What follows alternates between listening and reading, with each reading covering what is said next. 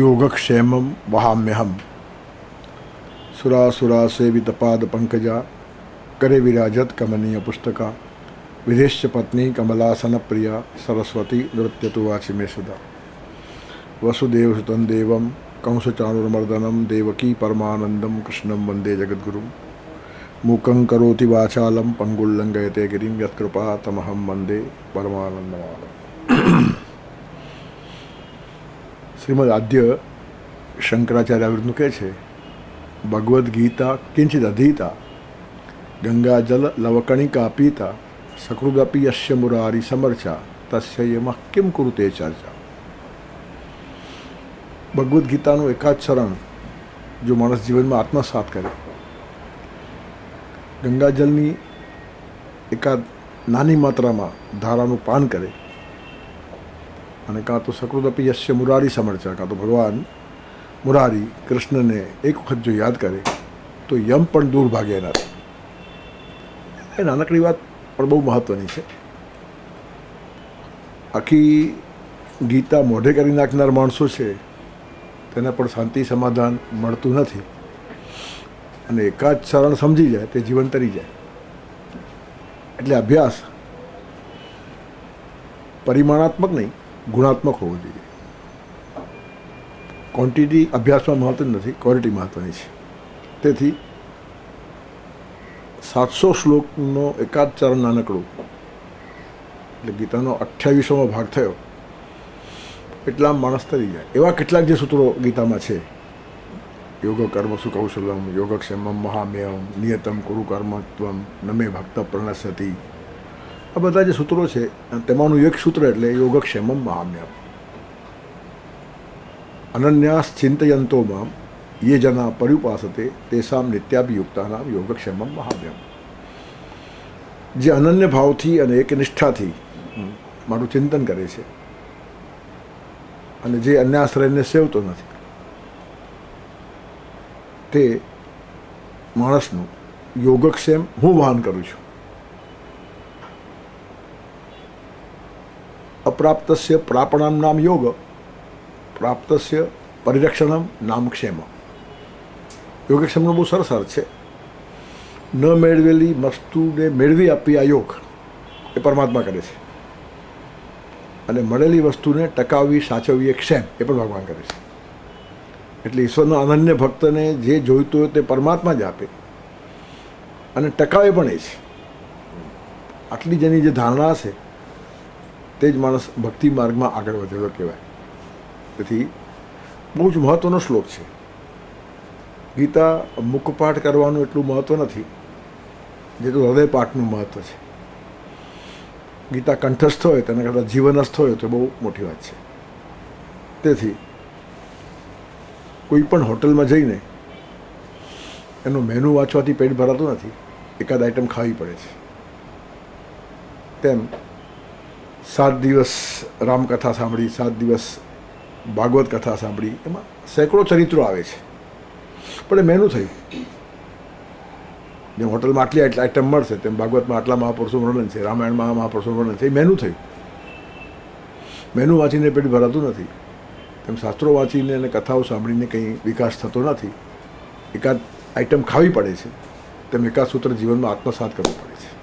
અને એ જે મહત્ત્વની વાત છે એનો જ અર્થ ભગવદ્ ગીતા કિંચિદ અધીતા. અભ્યાસ લાંબો પડો નહીં, ઊંડો હોવો જોઈએ. અને જેટલો માણસ ઊંડાણમાં જાય, ડેપ્થમાં જાય, તેટલું એનો જીવન વિકાસ થાય. અને આ તો પરમાત્માનું મોટા મોટું આશ્વાસન છે. આજે ગીતા મને શા માટે ગમે છે તેના ઉપર ગીતા તત્વ વિમર્શ નામનું પુસ્તક છે. લેખક છે શ્રીપાદ મહાદેવ માટે, મરાઠીમાં છે. એણે એક ટાઇટલ રાખ્યું છે એમાં, ગીતા માલા કા આવડતે. ગીતા મને શા માટે ગમે છે. અને તેમાં એણે બહુ સરસ વાત કીધી કે ગીતામાં ઘણું બધું જ્ઞાન છે, એની ના નહીં. ગીતામાં ભક્તિનો ભંડાર છે, એની પણ ના નહીં. કર્મયોગ પુષ્કળ છે, એની પણ ના નહીં. સાહિત્ય પણ છે, વ્યાકરણ શાસ્ત્ર પણ છે, વિજ્ઞાન પણ છે. કોઈ શાસ્ત્ર એવું નથી, માનસશાસ્ત્ર છે, અધ્યાત્મશાસ્ત્ર છે, બધું જ છે. પણ એ તો આપનારા બીજા ગ્રંથો પણ છે. કેવળ જ્ઞાનની જ વાત કરીએ તો વેદ સૌથી જ્ઞાની છે, ઉપનિષદમાં જ્ઞાનનો ભંડાર છે, અને દર્શન શાસ્ત્રો છે જ્ઞાનથી ભરેલા છે.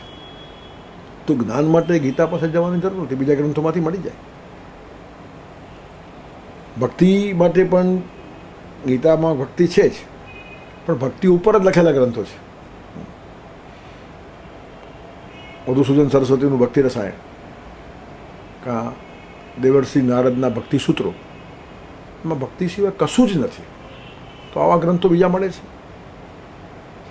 એવી રીતનું કર્મ માટે જો ગીતા પાસે જવું પડતું હોય તો અનંત સ્મૃતિઓ છે, 35 થી 37 સ્મૃતિઓ છે જે કેવળ કર્મની જ વાત કરે છે. મનુસ્મૃતિ, યાજ્ઞવલ્ક્ય સ્મૃતિ, પરાશર સ્મૃતિ, વશિષ્ઠ સ્મૃતિ, દેવલ સ્મૃતિ, પુષ્કળ સ્મૃતિઓ છે, અહીંયા અછત નથી. અને છતાં મને ગીતા ગમે છે. સાહિત્ય પણ નકરું સાહિત્ય મળશે એવા ગ્રંથો છે, એમાં તમારે સાહિત્ય થોડું શોધવું પડે ગીતામાં. ઇવન વ્યાકરણ શાસ્ત્રની ચમત્કૃતિ પણ ગીતામાં છે. અર્જુન પ્રશ્ન પૂછે છે કે ચંચલમી મન કૃષ્ણ પ્રમાથી બલવદૃઢમ તસ્યાહમ નિગ્રહમ મન્યે વાયુરીવ સુદુષ્કરમ. એ ભગવાન મન એટલું ચંચળ છે, વાયુને કબજે કરવો કદાચ શક્ય હોય પણ મન કબજામાં આવતું નથી. હવે ત્યાં ભગવાને જે વાત મૂકી છે એ ઘણા માણસોને પકડાઈ નથી. અસંશયમ મહાભાવો મનો દુર્નિગ્રહ ચલમ અભ્યાસેન તો કૌંતેય વૈરાગ્ય નથી કરી હતી. એટલે મોટાભાગના ટીકાકારો એમ કહે છે કે અર્જુને જે વાત કીધી એ ભગવાને કબૂલ કરી.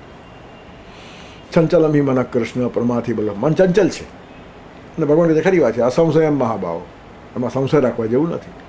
પણ જે ફરક ભગવાને પાડ્યો, મનો દુર્નિગ્રહમ ચલમ, મનનો નિગ્રહ અઘરું છે અને ચલમ છે. અર્જુન કહે છે ચંચલ છે, ભગવાન કબૂલ નથી કરતા, ચલમ કહે છે. ચંચલ કોને કહેવાય? પુનઃ પુનઃ ચલતી, એ પકડાય જ નહીં. તો એ વાત ભગવાનને માન્ય નથી. અઘરું છે પણ એકવાર જો કંટ્રોલમાં આવી જાય તો પછી છટકતું નથી. અને કંટ્રોલમાં કેવી રીતના આવે તો કે અભ્યાસ એનો તો કહું તે વૈરાગ્ય છે કરી. એક અભ્યાસ સાધના અને બીજી વિરક્તિ. કારણ કે રાગથી મન ખેંચાય છે, વિરક્ત જે માણસ થયો પછી એનું મન કંઈ જતું નથી. એ આજે આખી શબ્દ રમત છે ને, ચંચલ અને ચલ એ વ્યાકરણ છે. પુનઃ પુનઃ ચલતી એથી ચંચલમ અને ચલતી એથી ચલમ. ત્યારે ચલિત થાય છે પણ પુનઃ પુનઃ ચલતી ભગવાને માન નથી કર્યું. એનો અર્થ અભ્યાસ અને વૈરાગ્યથી મન કંટ્રોલમાં આવે છે. એટલે આવી બધી ઘણી બધી વાતો ગીતામાં છે. પણ એ શ્રીપાદ મહાદેવ માટે એમ કહે છે કે હું કંઈ વ્યાકરણ શાસ્ત્રી નથી, ધારો કે હું સાહિત્યકાર પણ નથી, જ્ઞાની નથી, કર્મયોગી નથી, ભક્ત નથી, છતાં મને ગીતા ગમે છે. વાય. અને એમાં બે કારણો એણે ખાસ આપ્યા. એક તો ભગવાનના શ્રી મુખે ગવાઈ છે. ભગવાનને માટે લખેલા ગ્રંથો ઘણા છે, પણ ભગવાન જ જેના ઓથર હોય, ભગવાન જ જેના વક્તા હોય, આવો ગ્રંથ ગીતા છે. તેથી ભગવાને ગીતા ગાઈ છે અને ગાવાવાળો પર મને પ્રેમ છે. આ ગમવાનું એક કારણ. અને બીજું કારણ, આઈ એમ અ લેમેન, એક સામાન્ય માણસ છું. તો સામાન્ય માણસને જીવનમાં સૌથી વધારે જરૂરિયાત આશ્વાસનની હોય છે, તે ગીતાએ આપ્યા છે. અને તેમાંનું આશ્વાસન છે યોગક્ષેમમ વહામ્યહમ, તારું યોગક્ષેમ હું ચલાવીશ. એ એકવાર વાત દ્રઢ થઈ પછી માણસ ચલિત થાય જ નહીં. આજે દુનિયામાં આડા આવડા માણસ ફાંફા મારે છે, સફળ કેટલો થાય કોને ખબર. પણ પરમાત્માને શરણે જ્યારે ગયો ત્યારે સફળતા શરૂ. એનું કારણ બધી જવાબદારી એણે સ્વીકારી લીધી અને કબૂલાત એમણે પોતે આપી છે. આ આશ્વાસન કોઈ સામાન્ય વ્યક્તિનું નથી, સાક્ષાત પરમાત્માનું છે. અસદ્ભી શપથે નોક્તમ જલલિખિતમ અક્ષરમ સદ્ભિસ્તુ લીલયા પ્રોક્તમ શિલાલિખિતમ અક્ષરમ. ખોટા માણસો હોય ને એ સમ ખાઈને બોલે તો પણ પાણી ઉપર લખેલા અક્ષર હોય, એના સામે કોઈ કિંમત નહીં. અને સદ્ભિસ્તુ લીલયા પ્રોક્તમ, જે સજ્જન છે, સંત છે, સાધુ છે, અવતારી પુરુષ છે, પરમાત્મા છે, એ લીલયા રમતા રમતા બોલે ને તો પણ શિલાલેખ છે. એકાદ ભગવદીય માણસની પણ જો આ કક્ષા હોય તો ભગવાનની કક્ષા કઈ? એક ભગવદીય માણસ, એક સારો માણસ જો એકવાર વાત કરતો પછી ફરે નહીં જિંદગી પર. એને કંઈ એગ્રીમેન્ટ કરીને સહી નથી કરવાની હોતી, પણ જબાન એટલે જબાન. તો સાચા માણસો અને સારા માણસો રમતા રમતા બોલે સમ ખાધા વગર પણ, તો પણ એમની વાતો શિલાલેખ પર કોતરાઈ છે એમ સમજો. અને ખોટા માણસો ગમે એટલા સમ ખાય. મારી બીજી એક ધારણા છે, હું તો એમ માનું સમ ખાવાનો માણસ હંમેશા ખોટો જ હોય છે. કારણ કે મારી વાતને સમનો આધાર જોઈને શું મારે ખોટી વાત ટકાવી છે. તેથી સમ ખાનારા માણસો ખોટા હોય છે એવી મારી ધારણા છે, ને એવા ઘણા માણસો મેં જોયા પણ છે, અનુભવ પણ છે ને અભ્યાસ પણ છે. પણ અને પાછા એવા હોશિયાર હોય છે કે તમારા સમ ખાય, તમારા સમ તો તમે મારો, એને કાંઈ થાય નહીં. તેથી સમ ખાઈને બોલનારા માણસો ખોટા હોઈ શકે અને રમતા રમતા બોલનારા માણસો વધારે સાચા હોઈ શકે. આ જ સજ્જન અને દુર્જન વચ્ચેનો ભેદ છે. અને એ દૃષ્ટિએ વિચાર કરીએ તો કૃષ્ણ જ્યારે યોગક્ષેમમ વહામ્યમ કહેતા હોય છે ત્યારે પછી એ શિલાલિખિતમ અક્ષરમ છે. 4000 5000 વર્ષનો ઇતિહાસ પણ એને બદલાવી શકે નહીં. અને એવી અનુભૂતિઓમાંથી ઘણા ભક્તો સંતો પસાર થયા છે. એટલે શાસ્ત્રોનું સેન્કશન છે, ભગવાનની વાણી છે, મહાપુરુષોનો અનુભવ છે. અને પ્રત્યેક માણસ અનુભવે છે. જોવાની દૃષ્ટિ હોય તેને ખબર પડે છે, ન હોય તેને પણ કૃપા તો મળે જ છે. પણ સમજે તો વધારે આનંદ આવે છે. ન સમજીને પણ કોઈ કામ કરો તો આનંદ થાય, કામ સારું હોય તો. પણ સમજવાનો આનંદ સવિશેષ હોય છે. તેથી યોગક્ષેમમ વહામ્યમ એ સૂત્ર બહુ જબરજસ્ત સૂત્ર છે. કોઈ પણ સાચો માણસ આ શ્લોક વાંચ્યા પછી જીવનમાં હારી જાય જ નહીં, કે પરમાત્મા છે. હવે યોગક્ષેમ એ બહુ મોટી વાત છે. ખાલી દાળ રોટલાની વ્યવસ્થા તે યોગક્ષેમ નથી, તો શરીરની પોષણ થયું. તેથી ભગવાન તરફ એટલો અભિમુખ થવો જોઈએ માણસ કે મને જે વિચારો મળશે તે પરમાત્મા આપશે અને ટકાવશે પણ એ છે. નહીં તો સાચા અને સારા વિચારોથી જીવન શરૂ કરનારા માણસો થોડા આગળ ગયા પછી એ વિચારને અનુસરી શકતા નથી. એટલે એક સારો વિચાર તમને આપે અને એના ઉપર ઊભા રાખે, બધું જ કામ પરમાત્મા કરે છે. જેમ પ્રાજ્ઞ માણસને સરસ વિચારો મળે, પણ મેધાવી ક્યારે બને? ભગવાનની કૃપા હોય તો. ધારણશીલતા. તેથી સત્ય સ્ફૂરવું, ચિંતન થવું, સમજવું, આ બધી વાત તો છે જ, પણ એના ઉપર ધારણા પણ એ જ કરાવે. તેથી વિચાર પરમાત્મા મોકલાવે છે, આપણા જીવનમાં ટકાવે છે, આપણને સ્થિર રાખે છે. તેથી પરમાત્મા વિચાર આપે એ યોગ અને ટકાવે તે ક્ષેમ. વસ્તુ પણ ભગવાન જ આપે અને એ જ ટકાવે. વિત્ત પણ ભગવાન જ આપે અને એ જ ટકાવે. અને વ્યક્તિઓ પણ ભગવાન જ મોકલાવે અને સંબંધો એ જ ટકાવે. એ તો સંબંધ તૂટતા વાર લાગતી નથી. 40-50 વર્ષના સંબંધો 1 મિનિટમાં તૂટી જાય. અને કોઈ સંબંધો એવા ઓચિંતા બંધાઈ જાય, તમારા કામ ના હોય, ખબર પણ ના હોય.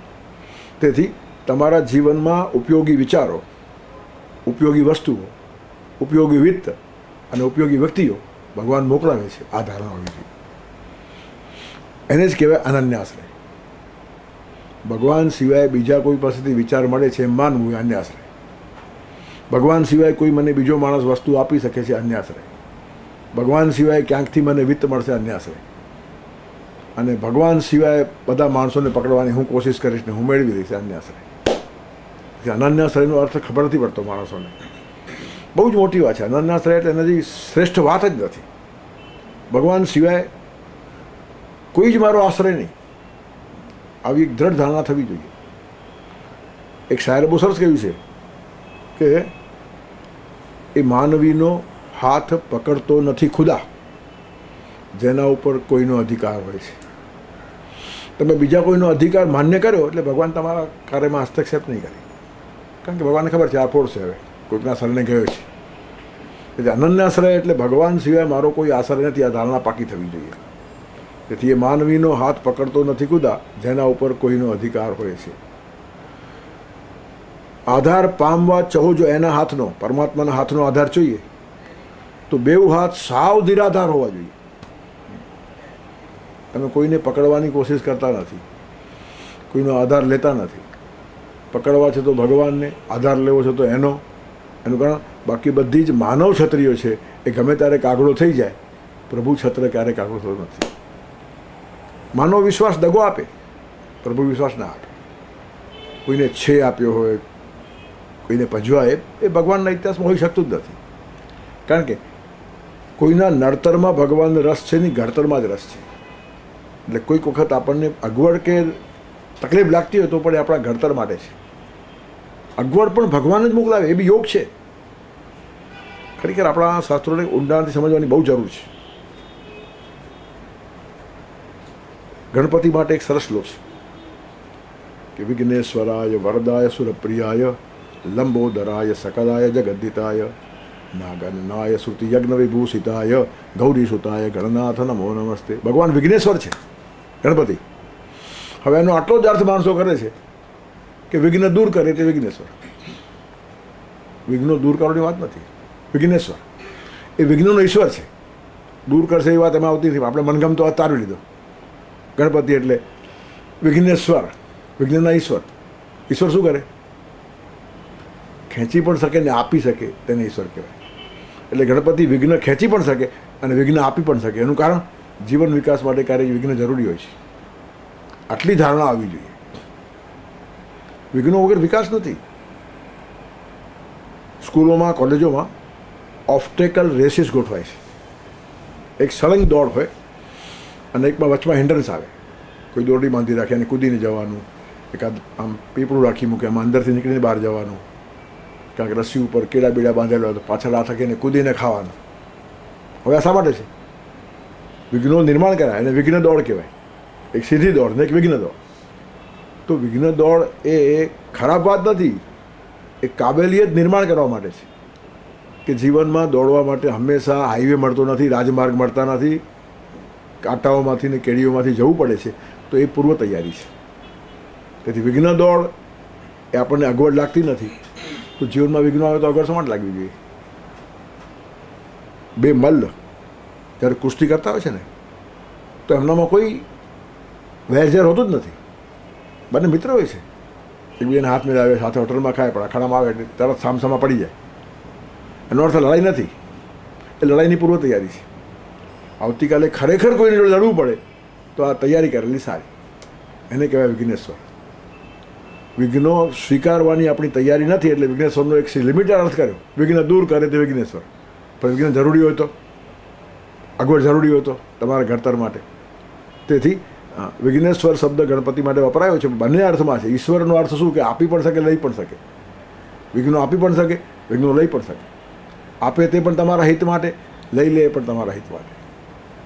જેમ ઝાડને વિકસવાને માટે પાણી પણ જોઈએ, તડકો પણ જોઈએ, તેમ જીવન વૃક્ષને વિકસવાને માટે સગવડ પણ જોઈએ, આગવડ પણ જોઈએ.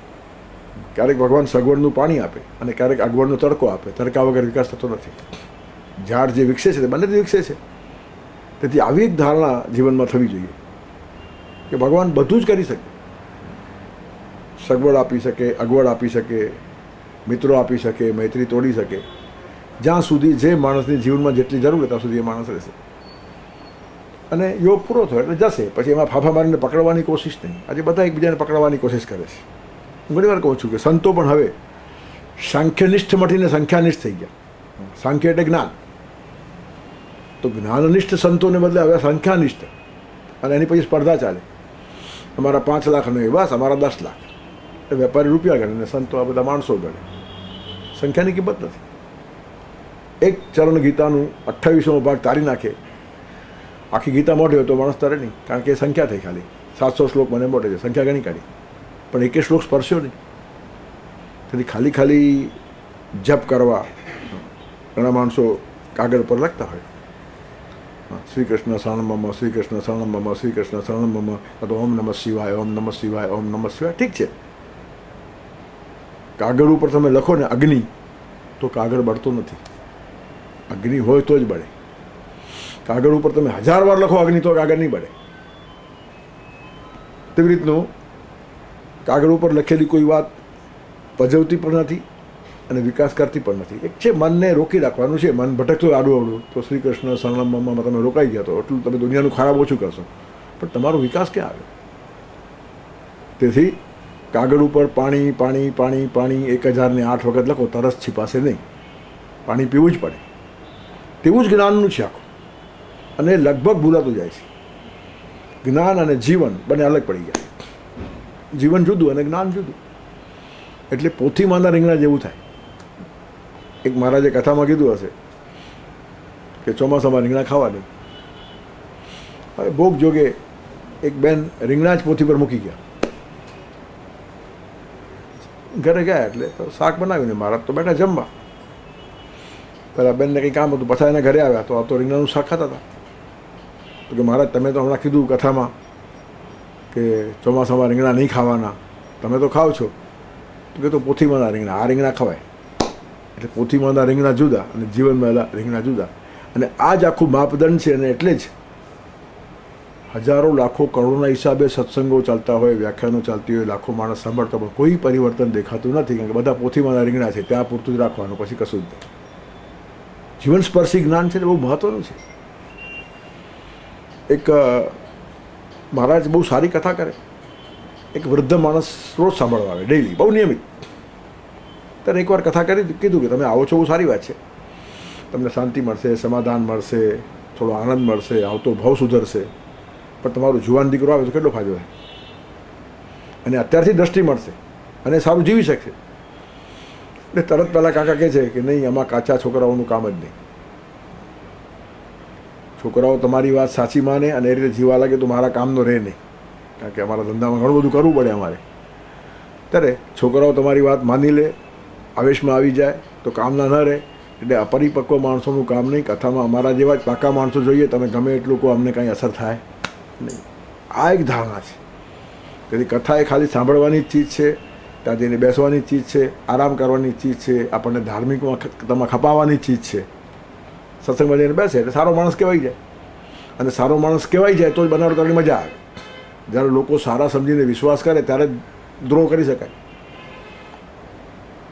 મેં એક ભાઈને પૂછ્યું કે આ તારો આટલો સાચો મિત્ર, સારો મિત્ર, સગાવાલાથી વધારે તારા પર વિશ્વાસ મૂક્યો, તે વિશ્વાસઘાત કર્યો. અને કે વિશ્વાસ મૂકે તો જ વિશ્વાસઘાત થાય, ને મૂકે તો થાય કેમ? જે માણસો વિશ્વાસ મૂકે એનો વિશ્વાસઘાત થાય. ત્યારે વિશ્વાસ ઊભો કરવાને માટે ઘણા લોકો સત્સંગમાં આટા મારતા હોય છે કે આ સત્સંગી છે એટલે આપણે બનાવશે નહીં, પણ સૌથી વધારે એ જ બનાવતો હોય. અને એ જ પાછું કહી નાખ્યું છે આપણે ત્યાં કે મુખ મેં રામ ઓર બગલ મેં છુરી. અને કાં તો રામ નામ જપના પરાયામાં લપના, રામ નામ જપના પરાયામાં લપના. આ બધું ચાલે છે. ખરેખર આશ્ચર્ય છે. ભારત એ ધર્મભૂમિ છે, અહીંયાની સંસ્કૃતિ અદ્ભુત છે. આખી દુનિયા જેની સામે સાષ્ટાંગ કરે ને એટલો વારસો અહીંયા છે જ્ઞાનનો. આપણે ગમે એટલું અમેરિકા માટે કહીએ પણ 500 વર્ષનો ઇતિહાસ છે. Columbus discovered America in 1498, 1498માં શોધાયું. એટલે 1500 ને આ 2000 છે. તો 500-600 વર્ષનો જ ખાલી એની પાસે ઇતિહાસ છે. આપણી પાસે 10,000 વર્ષનો ઇતિહાસ છે, વેદકાળથી માંડીને. ત્યારે કંઈક પણ જે આપણે પામવાનું છે એ અંદરથી ખેંચવાનું છે ને આ કલ્પના ગઈ છે. એટલે કેટલાક મુખપાઠમાં રમે છે, કેટલાક બનાવટમાં રમે છે, કેટલાક દંભમાં રમે છે, કેટલાક દેખાવમાં રમે છે. કથા કહેનારાઓ પેટ ભરવા માટે કરે છે. તેથી વાણીમાં પ્રાણ પ્રગટતા નથી. પેટવાન અને પ્રાણવાન બંને બહુ જુદા હોય છે. એક શિકારીએ 2 કૂતરા પાડેલા શિકાર કરવા માટે. એમને ખવડાવી પીવડાવીને એકદમ પુષ્ટ કર્યા. પછી એકવાર બંનેને એક હરણ પછવાડે છોડી મૂક્યા, પકડી લાવો. બંને દોડ્યા, પૂરપાટ, હાઈટ સારી, બોડી સારી, ખાઈ પીને એકદમ મસ્ત બનેલા. હરણું આગળ ને પાછળ 2 કૂતરાઓ. 3-4 માઇલ સુધી કૂતરાઓ પાછળ ગયા પણ હરણ હાથમાં નહીં આવ્યું. અને પછી કોઈ જાળીમાં થઈ ગયું અદૃશ્ય. એટલે કૂતરા પાછા આવીને માલિકના પગ ચાટે છે, લાડ પાડે છે કે અમે એને પકડી શક્યા નહીં. હન્ટર લઈને બંને ફટકાર્યા. તમને આટલા માટે ખવડાવ્યા હતા? તમને 3-4 વર્ષથી જે બધું માલામાલ ખવડાવું છું તે આવા કામમાં આવો એટલા માટે. તો તમે પકડવામાં નિષ્ફળ કેમ ગયા? ત્યારે કૂતરાએ બહુ સારો જવાબ આપ્યો કે માલિક, હરણ પોતાના પ્રાણ માટે દોડતું હતું, અમે પેટ માટે દોડતા હતા. અને પેટ માટે દોડનાર માણસ પ્રાણવાન માણસને પહોંચી શકે નહીં. તેથી કથાકાર જો પેટ જ જોયા કરતો હોય પોતાનું, તો એ પ્રાણવાન, પોતાનામાં પ્રાણ નથી. તેથી વ્યાસપીઠ પ્રાણવાન હોવી જોઈએ, પેટવાન નહીં. આજે પેટુઓની અછત નથી અને પેટ ભરાતું પણ નથી. બહુ આજે એવડી ચર્ચામાં પડતા નથી આપણે. પણ મને એક ભાઈ કીધેલું 10 વર્ષ પહેલાં, કલકત્તામાં એક ભાઈએ ભાગવત કથા કહેવાના 50 લાખ રૂપિયા માગ્યા, રોજના 7 લાખ. અને આના જેવો ધંધો જ નહીં, કંઈ નો ઇન્વેસ્ટમેન્ટ, એક પૈસો ખર્ચવાનો જ નહીં. અને એટલે આમાં ભરમાર થઈ ગઈ છે. વગર મહેનતે નોકરી કર્યા વગર, નોકરી કરીને પછી સેટ કામ કરાવીને પછી પગાર આપે મહિને દિવસે. આ તો રોજ કવર લોકો પગે લાગીને મૂકી જાય. તો પછી આ તો રસ્તો સહેલો, બધાને ગમે. પણ એ કૂતરાઓની વાર્તા પરથી ધ્યાનમાં આવે કે પેટવાન માણસો પ્રાણવાનને પકડી શકતા નથી. તેમ વ્યાસપીઠ ઈશ્વર પર આધારિત હોવી જોઈએ. અનન્યા ચિંતયંતો મામ યે જના પર્યુપાસતે તેસામ નિત્યાભિયુક્તાના. આ જેના લોહીમાં ગયો હશે ને તે માણસ બોલે તો ગીતા જીવતી થઈ જાય. લેટર્સ આર ડેડ, અક્ષરો મરેલા છે એમ પ્લેટો કહે છે. જીવંત માણસ જે ગ્રંથને હાથ લગાડે ને ગ્રંથ જીવતો થઈ જાય. એટલે તેનો પારસ સ્પર્શ કહેવાય. પારસ તરત સોનું બનાવી નાખે. સામાન્ય મંત્રમાંથી કે વાતમાંથી અનન્ય અર્થો પ્રગટી શકે. તેથી અનન્યાશ્રય બહુ કહેવાય છે, પણ અનન્યાશ્રય ધ્યાનમાં નથી આવતું. ભગવાન સિવાય અન્ય કોઈ નહીં. ભગવાન પાસે જવું હોય તો ભગવાન માટે જ જવું. ભગવાન આપણો ઉપયોગ કરે. આપણે ઘણી વાર કહીએ છીએ ઈશની ઈચ્છા વિના એક પાંદડું પણ ના હાલે. ભગવાનની ઈચ્છા વગર પાંદડું પણ ના હાલે. પાંદડું ના હાલે, આપણે હાલીએ છીએ. કારણ કે એ નિસર્ગ છે. સૂર્ય, ચંદ્ર, નદીઓ, સમુદ્ર, વૃક્ષ એ બધું નિસર્ગ છે. એ ભગવાનની ઈચ્છા મુજબ ચાલે છે. ભગવાનની ઈચ્છા મુજબ કોઈ ન ચાલતો હોય તો એકમાત્ર માણસ. બાકી બધા ભગવાનની ઈચ્છા મુજબ ચાલે છે. ઘણા માણસો કે કાળ બગડ્યો છે ને જમાનો ખરાબ આવે છે. કોને ખબર? કાળ બગડ્યો શું બગડ્યું છે? કશું બગડ્યું નથી. સૂર્ય નિયમિત આવે છે અને નિયમિત જાય છે, મિનિટ ટુ મિનિટ. એક મિનિટ પણ સૂર્ય મોડો પડતો નથી. સવારના જો લખ્યું હોય પંચાંગમાં ટાઈમ કે 6:55 સૂર્ય આવશે તો આવે છે. એક મિનિટ મોડો પડતો નથી. અને સાંજના જો 6:45 આથમવાનો હોય તો 46 મિનિટે સૂર્ય જોવા નહીં મળે. અને મારો જાત અનુભવ છે. આબુમાં સૂર્યાસ્ત જોવો તો બહુ અમેથી આવતા હતા. 5-6 કલાક જીપ ચાલી અને જ્યાં જીપવાળા ઉતારે ત્યાંથી 10 મિનિટ ચાલવાનું હતું. અને એટલો કટોકટ ટાઈમ હતો કારણ કે આબુનો સૂર્યાસ્ત જોવા જેવો છે. અને મિસ થાય તો સૂર્યાસ્ત જોવા માટે બીજો દિવસ રોકાવવું પડે. તે અક્ષરશ અમે ચપ્પલ હાથમાં લઈને દોડ્યા કે 10 મિનિટનું અંતર 3 મિનિટમાં કાપી નાખી. તો એ સૂર્ય શરમ નહીં રાખી હાથની, અને અમારે એક દિવસ રોકાવવું પડ્યું. ત્યારે મને આટલી બધી નિયમિતતા. અને પાછો વગર પગારે. સૂર્ય વગર પગારે નિયમિત હોય અને પગાર ખાનાર રોજ મોડું કરતા હોય, શરમા જેવી વાત છે. તેથી જીવનની અંદર અતિશય નિયમિતતા સૂર્યના જીવનમાં છે. તેનું કારણ નિયંત્રણ પરમાત્માનું છે. તો સૂર્ય બગડ્યો નથી, ચંદ્ર બગડ્યો નથી. ચંદ્ર ક્યારેય આગ વરસાવતો નથી. સમુદ્ર બગડ્યો નથી, એ કોઈ દિવસ મર્યાદા છોડતો નથી. ફૂલ કોઈ દિવસ દુર્ગંધ આપતું જ નથી.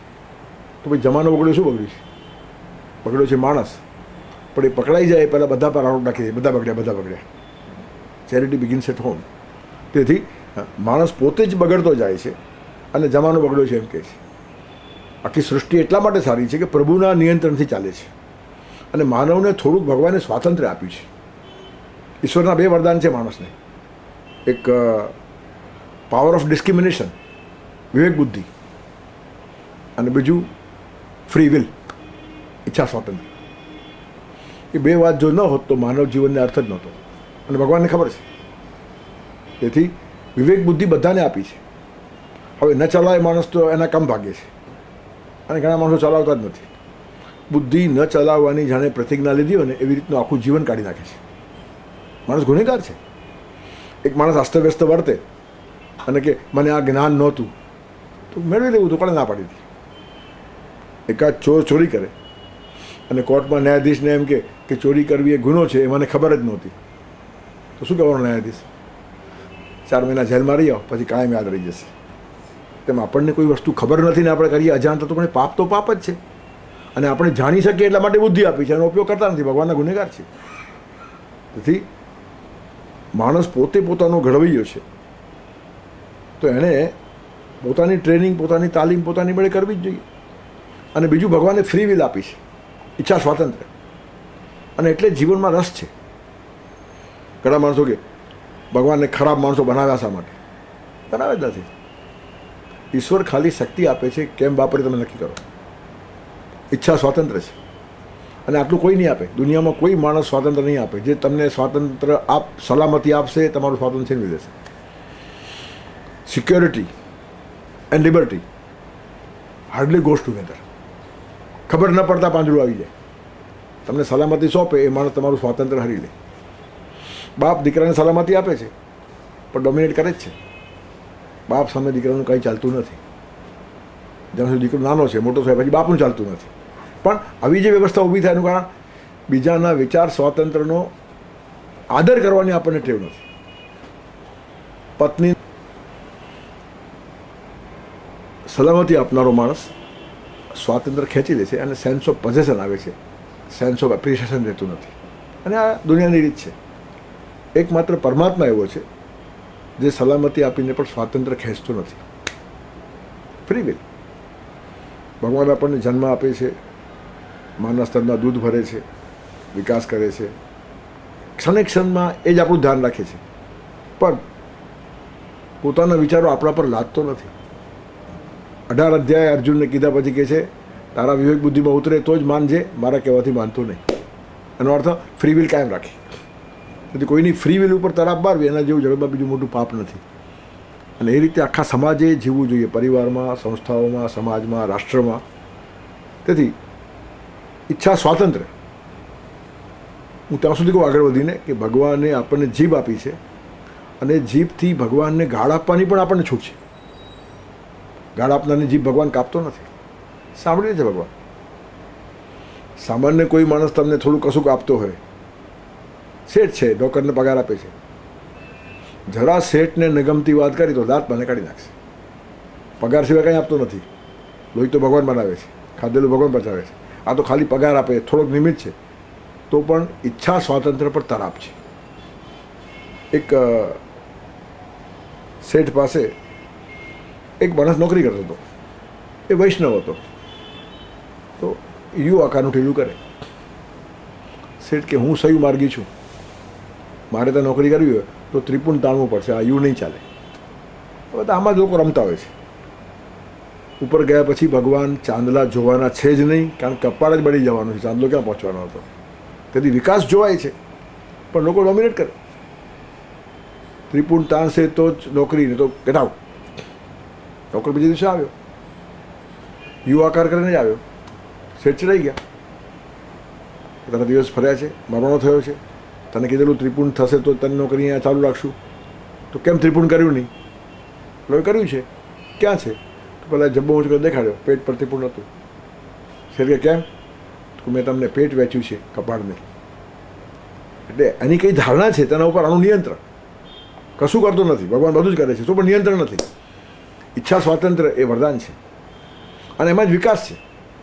શિક્ષક દાખલો ગણી આપે તો વિદ્યાર્થીને મજા ના આવતી નથી, પોતે ગણે ત્યારે મજા આવે છે. ત્યારે આપણે પોતાનો જીવનનો વિકાસ પોતે કરીએ તો ભગવાનને ગમે. પણ થાય છે શું કે આપણને તૈયાર દાખલાઓ જોઈએ છે. તેથી ઈશ્વરની ઈચ્છા વિના એક પાંદડું પણ ના હાલે એમ બોલનાર માણસ જરાક આત્મનિરીક્ષણ કરે તો ભગવાનની કેટલી ઈચ્છાઓ માનીએ છીએ આપણે. અને ખરેખર આપણે મંદિરમાં ભગવાનની ઈચ્છા પૂછવા જતા જ નથી, આપણી ઈચ્છાઓ પૂરી કરવા જઈએ છીએ. ભલે માણસ બોલતો હોય બધું ઈશ્વરની ઈચ્છાથી થાય છે, તો ભાઈ તારી ઈચ્છા શું કામ ભગવાન પાસે મૂકે છે? ભગવાન આ કરી આપો, ભગવાન આ કરી આપો, મારી આ ઈચ્છા છે, મારી ઈચ્છાને પૂરી તું કર. એટલે આપણે આપણી ઈચ્છાથી જીવીએ છીએ. ખરો માણસ એમ કે ભગવાન તારી ઈચ્છા, જેમ જીવાડો તેમ જીવા. જે મીરાબાઈ કીધું, રામ રાખે તેમ રહીએ, ઉદ્ધવજી રામ રાખે તેમ રહીએ. મારે આમ રહેવું છે ને આમ કરી આપ, એ જ આપણી પ્રાર્થના છે.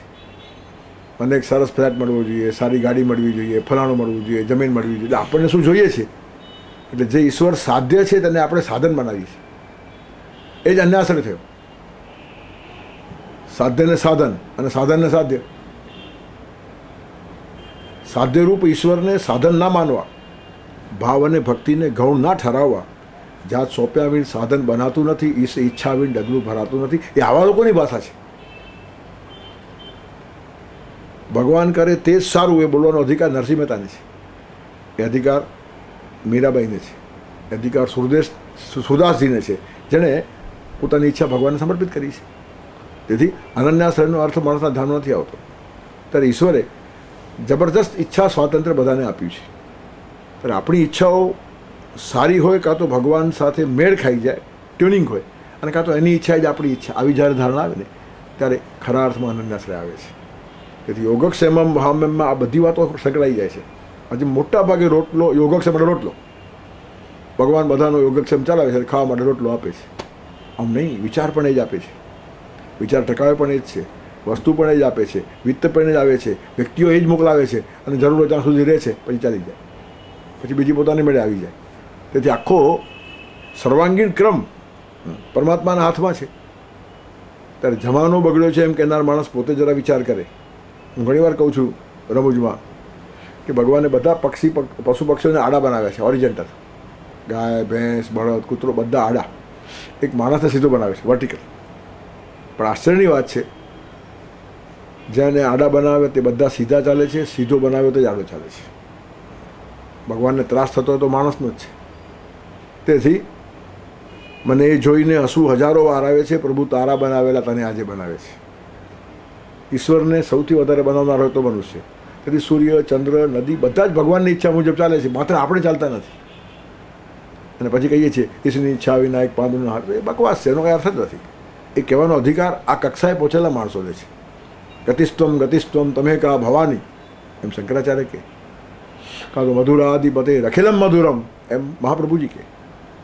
એને ભગવાન મધુર લાગે છે, એટલા સમર્પિત થઈ ગયા છે અને એટલા બધા ઓતપ્રોત થઈ ગયા છે કે વાત ત્યાં સુધી પહોંચી ભગવાનને પ્રભુ કહેવાય અને આમને મહાપ્રભુ કહેવાય. એટલે સમર્પિત માણસોની કિંમત ભગવાન પોતે વધારે છે. યોગક્ષેમમ વહામ્યમ, એટલે યોગક્ષેમમાં આ બધો વિકાસ આવી ગયો. ભગવાનને જ એ માણસને પોતાના ખભા ઉપર લેવાનું મન થાય, આટલો આ સમર્પિત માણસ છે. અને ભગવાન જેને ખભે ઉપાડે એની હાઈટ ભગવાનથી વધે કે નહીં? બાપ દીકરાને ખભા પર લે તો બાપ 6 ફૂટનો અને દીકરો 1 ફૂટનો, પણ દીકરો 7 ફૂટનો થયો. પણ પછી દીકરાને ખબર હોવી જોઈએ કે બાપના ખભા ઉપર બેઠો છું એટલે. પણ એ જો હું ડાયો સમજવા લાગે તો પછી પડતા વાર લાગતી નથી. તેથી અન્યાશ્રય અનન્યાશ્રય એ જે વાત સમાજમાં છે બહુ સારી છે, પણ હવે એનો બહુ સંકુચિત અર્થ થયા કરે છે. ઈશ્વર સિવાય કોઈનો આશ્રય નહીં, એનું નામ અન્યાશ્રય. અને આપણે ઈશ્વર પાસે પણ બીજું જ કંઈક મેળવવા જઈએ છીએ. તેથી માનવ છત્રીની આસપાસ ફરીએ છીએ, કાગડો થાય ને પછી પલળીએ છીએ, તડકામાં રખડીએ છીએ. ભગવાનનું છત્ર એટલું મોટું વ્યાપક છે, માનવની છત્રીમાં સીમિત માણસો આવી શકે, ભગવાનના છત્રમાં અસીમ માણસો આવે. પાછું પરણવાનો ભય નહીં.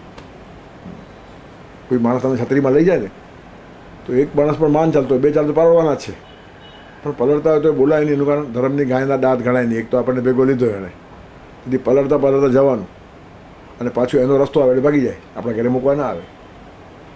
અને ધારો કે સારો માણસ હોય ને ભેગો બી ચાલતો હોય અને છત્રી ખુલ્લી પણ રાખી હોય તો પવન લાગે ને છત્રી ઊંચી થઈ જાય. એટલે બીજા આશ્રયોમાં તમે ફાવો નહીં. એક પરમાત્માનો જે આશ્રય છે એ શ્રેષ્ઠ છે. અને એ જ ભગવાન યોગક્ષેમમ વહામ્યમ આવું એક આશ્વાસન આપે છે.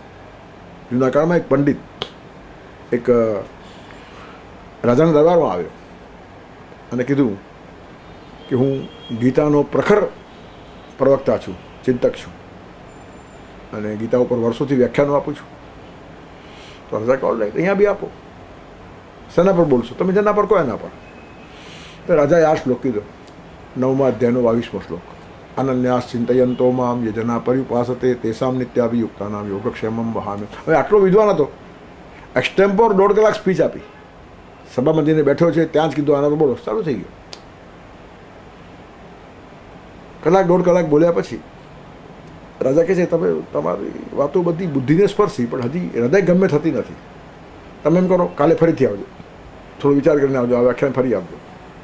બીજે દિવસે આવ્યો, એ દિવસે પણ પાછો બોલ્યો. રાજા કે હજી સંતોષ થતો નથી. આવી રીતનો 8 દિવસે માણસ બોલ્યો, પણ રાજા ના પાડે છે. હજી બહુ પકડ જામતી નથી. કેટલી ટીકાઓ વાંચી, કેટલા ભાષ્યો વાંચ્યા, કેટલા ગ્રંથો રિફર કર્યા, રોજ નવું આવીને કે પછી એને એમ થયું કે રાજાને ગમતું કેમ નથી. કોઈ ગ્રંથ બાકી નહીં, કોઈ ટીકા બાકી નહીં, બધું જ લાવીને મૂકી દઉં છું. રોજ કલાક બોલું છું. 8 દિવસ થઈ ગયા. પછી ઘરે ગયો, બધા પુસ્તક કબાટમાં નાખી દીધા અને એકલો ભગવાન પાસે બેઠો અને આનું ચિંતન કરે. અનન્યાસ ચિંતયંતો મામ યજના પર્યુપાસતે તેસામ નિત્યાભિયુક્તાનામ યોગક્ષેમમ વહામ્યમ યોગક્ષેમમ વહામ્યમ યોગક્ષેમમ. અને એવું અંદર ઘૂંટાયું. પછી એને જ પ્રકાશ પડ્યો કે ભગવાન જો યોગક્ષેમ ચલાવતા હોય તો હું શા માટે રાજા પાસે આંટા મારું છું? અન્યાશ્રય થઈ ગયો. રાજા મને આપી શકશે, તેથી રોજ જઈને ત્યાં એની પાસે વ્યાખ્યાનો કર્યા કરું છું. હવે આપનાર ભગવાન જ હોય તો આ મૂર્ખાઈ છોડવી જોઈએ. તે દિવસે સભામાં ગયો નહીં. રાજાએ 2 દિવસ રાહ જોઈ. પછી રાજા ઉઠીને એના ઘરે ગયો અને કહે છે કેમ પંડિત રાજા પધાર્યા નહીં? તો કે નહીં, હું ઘરે આવીને પછી બેઠો અને મેં ખૂબ આત્મચિંતન કર્યું છે અને મને એમ લાગ્યું કે યોગક્ષેમમ વહામ્યમ એમ કોઈ સામાન્ય માણસ નહીં, ભગવાન કહે છે. તો ભગવાન જો યોગક્ષેમ ચલાવવાના હોય તો ભાઈ તમારી પાસે આંટા મારીને ફાયદો શું?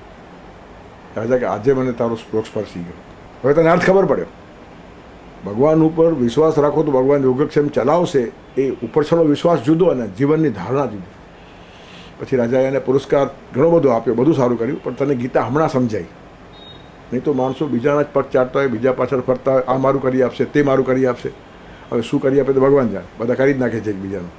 તેથી ઈશ્વર જ બધું કરે છે. આ ધારણા જેમ શરીરમાં રુધિરાભિસરણ છે ને, તેવી રીતનું ગીતાભિસરણ થવું જોઈએ. પગના અંગૂઠાથી માથા સુધી ગીતા જ અંદર ફરતી હોય, બીજી વાત બહાર નીકળે જ નહીં. એ આનંદને આશ્રય છે. તેથી રાજા ઉલટો પંડિતનો ગુરુ થઈ ગયો કે ત્યાં 8 દિવસ ભાષણ આપ્યા, કંઈ સ્પર્શ્યા નહીં. પણ આજે હું તારા ઘરે આવ્યો છું અને જે તું બોલે છે ને સીધું અહીંયા સ્પર્શે છે, કારણ કે હવે આ હૃદયસ્પર્શી વાણી છે, હવે આ જીવનની અનુભૂતિ છે, હવે આ શ્લોક તને બરાબર સમજાયો છે. ત્યારે કહેવાનું તાત્પર્ય શું છે કે ખાલી ગીતા ઉપર વ્યાખ્યાન કરે છે એ માણસ પહોંચી ગયો એમ માનવાની ભૂલ ન કરો. મેં લખેલું એકવાર કે ભાષણ તું છટાથી આપે છે, જનગણને ઊંઠા ભણાવે છે, વાણીને વર્તન એક નથી, તું ફોકટ જન્મ ગુમાવે છે. તેથી સાંભળનારાનું જીવન તો ફોકટ જાય, પણ બોલનારના ઘણા ફોકટ જાય છે. આખી જિંદગી બોલી બોલીને એમને કંઈ પોતાને સ્પર્શતું જ નથી. વરસાદ ગમે એટલો પડતો હોય, રેઇનકોટ પહેરીને જાય તે પરડે નહીં. તો મોટા ભાગના શ્રોતાઓ રેઇનકોટ પહેરીને બેસતા હોય છે કે આ માણસની મારા પર જરાય અસર ન થાય. અને હવે કાળ એટલો આગળ વધ્યો છે કે વક્તાઓ પણ રેઇનકોટ પહેરે છે, ખાલી બોલવાનું પણ આપણી પલળવાનું નથી. અને એટલે આ બધી દુર્દશા છે સમાજની, રાષ્ટ્રની. એનું કારણ થોડુંક પણ આચરણ બહુ મહત્ત્વનું છે. ગાંધીજી કીધેલું, an ounce of action is far better than pounds of preachings and tons of teachings. ટનભર ઉપદેશ અપાય, મણભર સંભળાય, શ્રોતાઓ ઘણું કાઢી નાખે. તેથી આપનારો ટનભર આપે, સાંભળનારા મણભર સાંભળે, પણ આચરણ કોઈ કણભર પણ કરતું નથી. તેથી ટનભર ઉપદેશ અને મણભર શ્રવણ કરતાં કણભરનું આચરણ સારું. ત્યારે આ માણસના જીવનમાં તે દિવસે પ્રકાશ પડે. એટલે કહેવાનું તાત્પર્ય શું છે કે જ્યાં સુધી ઈશ્વર મારું સર્વસ્વ છે એ ધારણા દ્રઢ નહીં થાય ત્યાં સુધી હલકા માણસોના પગ ચાટવાના દિવસો આવશે જ. સસ્તી સમજૂતીઓ પણ કરવી પડશે, સિદ્ધાંત ઉપર માણસ ઊભો નહીં રહે, જીવન મૂલ્યો ખોવાઈ જશે. કે જે આનંદ આપનારી વાતો છે, આ બહારનો પથારો અને હેળારો આનંદ તો નહીં આપી શકે. સસ્તી સમજૂતીઓથી ઘણું મળે. દ્રોણાચાર્યએ કૌરવો જોડે સમજૂતી કરી તો રહેવા માટે મહેલ મળ્યો, ફરવા માટે 4 ઘોડાવાળી ગાડી મળી, પગાર પણ બહુ ઊંચો આપતા હશે, પણ સત્તો ખોવાઈ ગયો. બધા જ સમ્રાટો જે દ્રોણાચાર્યના પગમાં માથું ઝુકાવતા હતા, મુગટ ઉતારીને મૂકતા હતા, એ લોકોના પગ ચાટવા દ્રોણે જવું પડ્યું. જરાક નીચે આવ્યા ભગવાનની શ્રદ્ધા છોડીને. એનો આ જીવંત પુરાવો છે. તેથી જીવનની અંદર જેને મૂલ્યનિષ્ઠ જીવન જીવવું છે તેની ઈશ્વર ઉપરની ધારણા અખંડ હોવી જોઈએ. અને તો જ માણસ ટકી શકે. નહીં તો તમને નિરાશ થવાના પ્રસંગો 1000 દુનિયામાં આવશે. પણ યોગક્ષેમમ વહામ્યહમ એક એવું આશ્વાસન છે કે કોઈ માણસને એમાંથી ચલિત થવાની કે વિચલિત થવાની જરૂર જ નથી. કાલિદાસ ભોજની સાથે રહેતો અને અદ્ભુત જોડી હતી. આજે પણ ભોજ કાલિદાસ ભેગા બોલાય, જેમ અકબર બિરબલ ભેગા બોલાય. અને ભોજની ખાનદાની હતી. કાલિદાસને એ હલકો નહીં માનતો હતો, એની સલાહ મુજબ પોતે ચાલતો હતો. એને કહેવાય હેમાશ્રય. આશ્રય 2 પ્રકારના હોય, એક સુવર્ણમય અને એક પિત્તળ જેવો. તો પિત્તળ જેવો આશ્રય માણસને ખલાસ કરી નાખે અને સોનેરી આશ્રય જીવનને સોનેરી બનાવે. તેથી વિનાશ્રયા ન શોભંતે પંડિતા વનિતા લતા અનર્ગમ માણિક્યમ હેમાશ્રય અપેક્ષતે. આશ્રય વગર પંડિતો, વનિતા કે લતા ટકી શકતા નથી. લતા વેલ છે ને જવું તો વાળ જોઈએ, ઝાડ જોઈએ તો એના પર વિકસે. વનિતા સ્ત્રી એ પણ આશ્રયમાં હોય તો જેની શોભા છે. બચપણમાં પિતાના આશ્રય હોય, યુવાનીમાં પતિના આશ્રય હોય, પછી પુત્રો સાથે પ્રેમ કરતી હોય. તેથી એને કંઈક જો આધાર હોય તો એ વધારે વિકસે ને વધારે શોભે. તેથી પંડિતા વનિતા લતા, તેથી પંડિતોને પણ સારો આશ્રય મળવો જોઈએ. ઘણા માણસો ઉતારી પાડે, પંડિતોને વળી આશ્રય સનો અને પંડિતોને વનિતા અને લતાની લાઈનમાં મૂકી દીધા. વનિતા પણ હલકી નથી, લતા પણ હલકી નથી, પંડિતો પણ હલકા નથી. પણ એના પર ટીકા કરનારા માણસે અડધો શ્લોક વાંચ્યો, પાછળનો અડધો વાંચ્યો નથી. વિનાશ્રયા ન શોભંતે પંડિતા વનિતા લતા, આટલું જ વાંચ્યું. પણ નીચે લખ્યું છે અનર્ગમ માણિક્યમ હેમાશ્રયમાં. ગમે એટલું કિંમતી માણેક હોય પણ એને પણ સોનાનો આશ્રય જોઈએ, નહીં તો ઘરેનું બનતું નથી. માણેક આમને આમ કાનમાં અટકાવે નહીં. ત્યારે માણેકને પણ આશ્રય જોઈએ. તે વિદ્વાનને પણ આશ્રય જોઈએ, પણ દુર્યોધનનો નહીં, ભોજનો. દ્રોણને આશ્રય મળ્યો દુર્યોધનનો, તો દ્રોણની કિંમત થઈ ગઈ પિત્તર જેવી. અને ભોજને આશ્રય મળ્યો, કાલિદાસને આશ્રય મળ્યો ભોજનો, તો કાલિદાસ મહાકવિ થયો, ચિરંતન થયો, અમર થયો. તેથી ભગવાન જ તમારા માટે જે આશ્રય મોકલાવે ને એ સારામાં સારો. એટલે વ્યક્તિ પણ ભગવાન મોકલાવે, વિત્ત પણ ભગવાન મોકલાવે, એ ધારણા છે ને અહીંયા હજારો વર્ષથી આ દેશમાં ઘૂંટાય છે. કાલિદાસને એટલો બધો અહોભાવ હતો કે ભોજ આટલી બધી મારી કેર કરે છે, તેથી મને વિકસવા ચાન્સ મળે છે. દાળ રોટલામાં મારે માથું નથી મારવું પડતું, નહીં તો મારો એમાં ટાઈમ જાય. તેથી જેની પાસેથી બહુ નીચોવીને ચિંતન લેવા જેવું છે, એ માણસને સમાજ આજીવિકાના પ્રશ્નોમાંથી મુક્ત કરી નાખતો હતો. સમાજ જાગૃત હતો એટલો બધો કે આપણે કમાવીને શું એને રોટલો આપવાના છે, પણ એ તો આપણને જીવન આપવાનો છે. તેથી આપનાર માણસ વિદ્વાન સૌથી મોટો છે, એ ધ્યાનમાં આવતા વાર લાગી. ત્યારે કાલિદાસે એકવાર બધા પંડિતોને કીધું કે ભોજ ખરેખર ખાનદાન છે, બહુ મોટો માણસ છે. એમ કહેવું તો કહી શકાય કે ફૂલ તો ગુલાબ કા ઓર ફૂલ काय का, फल तो आम्रफल और फल काय का, दूध तो गाय का और दूध काय का, राजा तो भोज राजा और राजा काय का. હવે કાલિદાસની હાઈટ પકડાય બધાને નહીં, તો લોકો અંદર અંદર વાતો કરે, કાલિદાસ તો વખાણ કરે જ ને, ભોજ બધું એને આપે છે, સારો પગાર આપે છે, મહેલમાં રહેવાની વ્યવસ્થા કરી આપી છે, બધું જ કર્યું છે. કાલિદાસ કેવું નથી. ખુશામત કરવા માટે કાલિદાસ જન્મ્યો જ નથી. પણ એક વાત ધ્યાન રાખો, ખુશામત કરવી એ જેમ પાપ છે, તેમ સાચી સ્તુતિ ન કરવી એ પણ પાપ છે. ખુશામત ખોટી વાત ન હોય, જે ન હોય તે આરોપ કરો એના પર, તો માણસ પડી જાય, બે પડી જાય. ખુશામત કરનારો માણસ હલકો થાય, અને જેની થાય છે તે માણસ પડી જાય. એટલે બંનેનું પતન છે એમાં. તેથી કોઈના ઉપર ખોટો ગુણારોપ કરવો નહીં, પણ યથોચિત વાત હોય તો કેવી જ પડે. એ ખાનદાની છે, એ શોભા છે. તેથી કાલિદાસ ખરેખર કહે છે કે નહીં, ભોજ ખરેખર મહાન છે એટલે હું બોલું છું. પણ ખબર નહીં, આ પંડિતોના મગજમાં ઉતર્યું નહીં. અને ઈશ્વરની પણ ઈચ્છા હશે કદાચ કે કાલિદાસની હાઈટ લોકોને ખબર પડે. તે એકવાર ભોજ અને કાલિદાસ કોઈક વાતમાં ટકરાઈ પડ્યા. કોઈક વાત ભોજે કીધી અને કાલિદાસે કબૂલ નહીં કરી. રાજાથી બોલતા બોલતા બોલાઈ ગયું, કાલિદાસ તો મારું માનતો નથી. બસ અહીંયા અહંકાર આવી ગયો. અને કાલિદાસ એટલો બધો સેન્સિટિવ હતો. આ જીવતા માણસો એને ખબર પડે હ્યુમિલિએશન ક્યાં છે, અપમાન ક્યાં છે, સોમાન ક્યાં ગવાય છે. ત્યારે ઇમિડિયેટલી રાજાને કીધું, રાજા સાહેબ, હું તમારી વાત માનતો નથી, આમ બોલાય નહીં. તમારી વાત પણ ન માનાય ને મારી વાત પણ ન માનાય, સાચી વાત હોય તે મનાય. તમારી વાત હું માનું એવો આગ્રહ ક્યાંથી આવ્યો? તમે મને રહેવા માટે મહેલ આપ્યો છે, 4 ઘોડાવાળી ગાડી આપી છે, સારો પુરસ્કાર આપો છો, એટલે એ ડોક્યું થાય છે આની અંદરથી. હું આટલું કરું છું, મારી વાત નથી માનતો. અને હાથ જોડીને કાલિદાસ નીકળી. મહેલ માટે કાલિદાસ નથી આવ્યો, તારી હાઈટ અને ઊંચાઈ માપીને આવ્યો, તો આજે તું થોડોક નાનો દેખાય છે, આઈ એમ સોરી. નીકળી ગયો કાલિદાસ. રસ્તામાં બધા પંડિતો મળ્યા. કાલિદાસ કે ઉભા રહો, થોડો ટાઈમ પહેલાં તમને મેં એક દુઓ કીધેલો ને કે ફૂલ તો ગુલાબ કા ઓર ફૂલ काय का, फल तो आम्रफल और फल काय का, दूध तो गाय का और दूध काय का, राजा तो भोज राजा और राजा काय का. પણ તે વખતે ભોજની એક કક્ષા હતી. આજે જરાક મેં એનો નીચે ઉતરેલો પણ જોયો. તો હવે બીજો દુઓ કહું છું, પછી દુઓ બદલાવ્યો એને. પંડિતો પાસેથી કીધું કે ફૂલ તો કપાસ કા, ગુલાબ કા નહીં. ગુલાબનું ફૂલ ખાલી સુગંધ આપે, કપાસના ફૂલમાંથી વસ્ત્રો બને, ઇજ્જત ઢંકાય. ફૂલ તો કપાસ કા ઓર ફૂલ काय का, ફલ તો કર્મફલ ઓર ફલ काय का. આમ્રફલ શું કામનું? નસીબમાં હોય તો કેરી ખવાય. એ થાળીમાં કેરી પીરસેલી હોય અને વાયર આવે કે તમારા જુવાન છોકરાનો એક્સિડન્ટ થયો છે ને એક્સપાયર થયો છે, હવે ખાઓ કેરી હિંમત હોય તો. એટલે થાળીમાં આવે માટે ખવાતું નથી. તેથી કર્મફળ સૌથી શ્રેષ્ઠ. તેથી ફૂલ તો કપાસ કા ઓર ફૂલ काय का, ફલ તો કર્મફલ ઓર ફલ काय का. પછી કહે છે દૂધ તો માય કા ઓર દૂધ काय का. પહેલાં ગાયનું કીધું, હવે માનું કહે છે.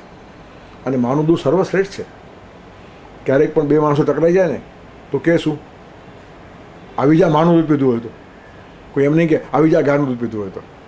તેથી માનું જે દૂધ છે એ સૌથી પ્રભાવી. અને ભાઈ છેલ્લે કહે છે રાજા તો મેઘ રાજા ભોજ રાજા काय का. શું રાખ્યું છે ભોજ રાજામાં? આકાશમાંથી વરસે છે એનો અવાજ નથી, અને વચ્ચે વરસનાર અવાજ કરે છે. મોકલનાર તો ભગવાન છે. ભોજને નિમિત્ત બનાવ્યો, તો સારા કામમાં હું નિમિત્ત થયો છે એટલું જ એને આનંદ લેવાની છૂટ છે. કાલિદાસને ડોમિનેટ ન કરી શકે. જો ભોજ કાલિદાસની ઉપરવટ જઈને નિયંત્રણમાં કાલિદાસને રાખવાની ઈચ્છા કરે તો એના જીવનની મોટામાં મોટી મૂર્ખાઈ કહેવાય. કાલિદાસ છોડીને ચાલે ગયો. પંડિતો આવા બની ગયા, એકદમ ગજબ માણસ છે. બીજી મિનિટે છોડ્યું. એનું કારણ કેટલીક જીવનની ધારણાઓ છે. સચવાય ના સોમાન તો એ જિંદગી નથી, નાચે નહીં ભગવાન તો એ બંદગી નથી. તેથી એ જીવનની ધારણા ઉપર માણસ ઊભો રહ્યો. પછી ભોજને પણ સમજાયું કે મારી ભૂલ થઈ ગઈ છે. પછી બહુ તપાસ કરી કાલિદાસની, કારણ કાલિદાસ વગરની સભા એટલે હંસ વગરનું સરોવર. એક હંસ ચાલ્યો જાય અને 100 બગલા લાવીને મૂકો તો સરોવર શોભતું નથી. તેથી હંસ તો જ્યાં જશે ત્યાં શોભા વધારશે, પણ અહીંયા બીજા બગલાઓ ભેગા કરીને હંસની ખોટ કોઈ દિવસ પૂરાતી નથી. એટલે પછી એને ઠેક ઠેકાણે માણસો મોકલ્યા. કાલિદાસને પણ એમ થયું કે ભોજ એકવાર ચૂકી ગયો, પણ આટલો ખરાબ માણસ નથી ને, હવે મારી શોધ કરે છે. તો જડતા આનામાંય નહોતી ને જડતા આનામાંય નહોતી, કારણ કે બંને આમ તો ઉન્નત માણસો હતા. તેથી કાલિદાસે એક સંકેત ભોજને મળે કે હું ક્યાં છું એવો એક શ્લોક લખીને મોકલાવ્યો કે દાનાર્થીનું મધુકરા યદિ કર્ણતા લઈ દૂરી કરતા કરિવરે એને બદાંત બુદ્ધ્યા તસ્યૈવ ગુણ યુગમંડન હાનિરેસામ ભૃંગા પુનર્વિકિર્પદ્મ વને ચરંતી. હાથીના ગંડ સ્થળ આસપાસ ભમરાઓ મંડરાતા આવે, કારણ કે એમાંથી મધ જતો તે પીવાને માટે. હવે ભમરાઓને ઉડાડવા માટે હાથી એમ તેમ પોતાના કાન ફફડાવીને સૂંઢથી ઉડાડી મૂકે તો ભમરાઓ ચાલ્યા જશે. એ તો કમળવનમાં જઈને રસ પીશે, પણ હાથી બેડોળ થઈ જશે, એની શોભા જશે. આવો જ એક મોરપીંછનો શ્લોક છે કે મોરે મોરપીંછાને ખેરવી નાખ્યા. ત્યારે મોરપીંછું મોરને કહે છે, તું શા માટે અમને ખેરવે છે? તારા પીઠ ઉપર રહીને તારી શોભા અમે વધારી છે. હવે તું અમને ખેરવી નાખે તો તું બેડોળ લાગશે. મોરપીંછ વગરનો મોર શોભતો નથી. તેથી કોઈ શ્રીમંત માણસ કે કોઈ રાજાની આસપાસ વિદ્વાનો હશે તો એનાથી રાજાનું ગૌરવ વધે છે. એ જો એમને ઉડાડી મૂકશે તો એની શોભા ઘટશે. વિદ્વાન તો આખા દુનિયામાં પૂજાય છે, વિદ્વાન સર્વત્ર પૂજ્ય તે. તેથી મોરપીંછ કહે છે તું અમને ખેરવી નાખે છે, અમને કંઈ નુકસાન નહીં થાય, તારી શોભા ગઈ, પણ અમને તો ભગવાન ગોપાલ કૃષ્ણ માથા ઉપર લેશે. હા, ભગવાન મોરપીંછ ધારણ કરે છે ને એ બધા વિદ્વાનોને સંદેશ છે. સરસ્વતીનું વાહન છે મોર. ત્યારે સરસ્વતીને, જ્ઞાનને, વિચારને જે સમાજમાં લઈ જાય છે તેને ભગવાન માથે ચડાવે છે. આ જેને ખબર હોય ને એ ક્યારે તૂટે નહીં. તેથી અનન્યાસ ચિંતયંતો મામ યજના પર્યુપાસતે તેસામ નિત્યાભિયુક્તાનામ યોગક્ષેમમ વહામ્યમ. અને એના ઉપર જરા પણ વિશ્વાસ ન હોવો જોઈએ. એક બ્રાહ્મણ બહુ નિષ્ઠાવાન, સાચો હતો, સાત્વિક હતો, પણ એકવાર સંશય આવ્યો કે મારા જેવો માણસ દુઃખી છે તો ભગવાને ગપું માર્યું છે. યોગક્ષેમમ વહામ્યમ, મને અગવડ છે, ખાવા પીવાની અગવડ છે, વસ્ત્રો પહેરવાની અગવડ છે, રહેવાની અગવડ છે, અને ગીતા તો વાંચ્યા જ કરું છું. તો તે એકવાર છેડાઈ ગયો અને આ શ્લોક છેકી નાખ્યો એને. ગીતામાં આ શ્લોક ખોટો છે. પછી ગયો ગામમાં ફરવા. પાછળ એના ઘરે ભગવાન જ એક યુવાનનું રૂપ લઈને આવ્યા અને આખું વરસ ચાલે એટલું સીધું ઘરમાં લાવીને મુકાવ્યું. ઘરના માણસોને આશ્ચર્ય થયું કે આપણે રોજના સાસા કાલે શું ખાવાનું ને આખા વર્ષનું ક્યાંથી આવ્યું. તો પૂછ્યું કોણ છે તું? તો કે નહીં, તમારા પતિદેવ જ ગામમાં ગયા હતા, એમણે જ આ બધો ઓર્ડર લખાવ્યો છે, એમણે જ મને કહ્યું છે તમારા ઘરે મૂકવા આવ્યો છું. તો કે એમની પાસે પૈસા હતા જ નહીં, કેવી રીતના ઓર્ડર આપે? તો કે નહીં, કંઈક ચર્ચા થઈને એવો સરસ જવાબ આપ્યો કે જેથી રાજા ખુશ થયો ને એમને લાખો રૂપિયા આપ્યા. તો એકવારમાં જ આખું ઘરમાં ભરાઈ ગયા, વરસ દિવસ નિરાંત, એટલે મોકલાય. બધા ખુશ થઈ ગયા, સરસ કામ થઈ ગયું. પછી પેલો માણસ જ્યારે ઘરે આવ્યો તો ઘરે બધું સામાન પડેલું કે આ ક્યાંથી આવ્યો? કે તમે તો મોકલાવ્યો છે, તમે ત્યાં પૈસા ચૂક્યા, એક જુવાન છોકરો આવેલો, બધું અહીંયા રખાવી ગયો છે એમ કે. તો કોણ હતો? તો તમે તો આ બધું સામાન ઘરમાં મૂકવામાં એટલા ઉત્સાહમાં હતા કે નામ પણ નહીં પૂછ્યું એનું. કેવો હતો? તો કે જુવાન હતો, દેખાવડો હતો, પણ એક વાત ખાસ છે, એના જીભમાંથી લોહી ટપકતું હતું. આના ધ્યાનમાં આવી ગયું કે ગીતાનો જે શ્લોક યોગક્ષેમમ વહામ્યમ, એના પર મેં છેકો માર્યો ને, એ ગીતા ભગવાનની વાણી છે, એટલે છેકો ભગવાનની જીભ પર પડ્યો. એટલે નિષ્ઠા ગુમાવવાની હોય નહીં. એ બ્રાહ્મણને બહુ પશ્ચાતાપ થયો કે ભગવાનને સમજવામાં હું નિષ્ફળ ગયો. ઘરે આવીને બધો સામાન એક વર્ષનું ભગવાન મૂકી ગયા. જે અનન્યાસ ચિંતયંતો મામ ये जना पर्युपासते तेसाम नित्याभियुक्तानाम योगक्षेमम वहाम्यम. એ અનુભૂતિનો શ્લોક છે, ભાષણનો શ્લોક નથી. અને અનુભૂતિ બહુ જ ઓછા લોકો પામતા હોય છે. તેથી આપણે પણ અન્યાશ્રય અને અનાશ્રયનો ભેદ સમજી લેવો જોઈએ. પોતાની પત્ની બીજા કોઈનો આશ્રય લે એ પતિને ગમતું નથી. તો હાડકા ચામડાના પતિને પણ પોતાની પત્ની બીજાનો આશ્રય લે ગમે નહીં, તો પોતાનો ભક્ત બીજાના આશ્રય જાય ભગવાનને કેમ ગમે? હું ઓછો છું, અસમર્થ છું? સામાન્ય પતિને બી આવું ગૌરવ હોય તો આ તો જગતપતિ છે. ત્યારે કહેવાનું તાત્પર્ય, અનન્યાશ્રયના ઉપાસકો માટે આ શ્લોક પારસ્પર્શ જેવો છે, સોનેરી છે. તેથી યોગક્ષેમમ વહામ્યમ આવી ધારણા જીવનમાં દ્રઢ થાય તો જ આપણી ભક્તિ સાચી. અસ્તુ. સર્વેત્ર સુખિનઃ સંતુ, સર્વે સંતુ નિરામયા, સર્વે ભદ્રાણિ પશ્યન્તુ, મા કશ્ચિદ દુઃખમ.